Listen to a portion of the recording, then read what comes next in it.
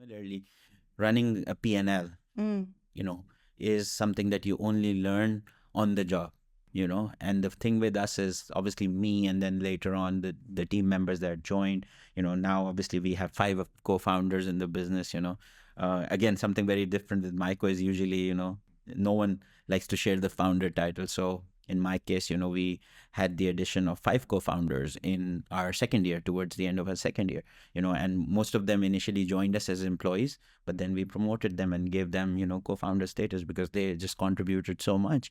And so all of them, now including them and me, we're almost six people in the leadership team. So all of us have built successful businesses for others in the past.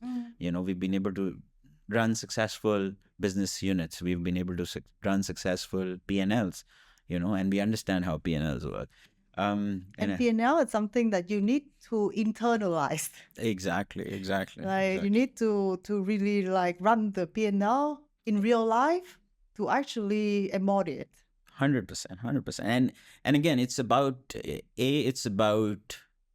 being accountable to every dollar that is spent, at the same time being ambitious.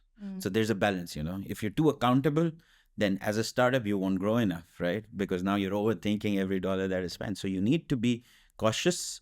At the same time, you need to be ambitious, right? And within your business, there's going to be, obviously, especially with a large platform like ours, there's so many different areas within our business that you need to make sure that the leadership team, and this is one of my key learnings, is that collectively, they cover all the areas. So which means that all the areas become your strength, because no human being, so if let's say I'm a great marketer, because most of my life I've done marketing, right?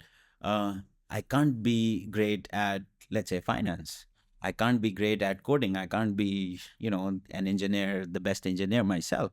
So I need to find the right team members to fill in for all of these gaps, and then empower them, give them enough, they need to have enough for them to feel like they're also co-owners in the organization just as much as I do, right?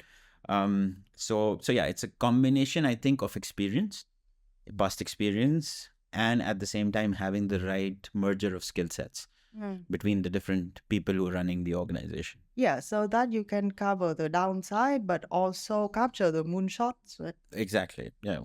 So moonshot is all about being ambitious at the same time, which also is the balance that you bring. So when you have a larger team, a larger leadership team, or you have multiple co-founders now in the business, everyone has a different personality, right? So let's say I'm very optimistic.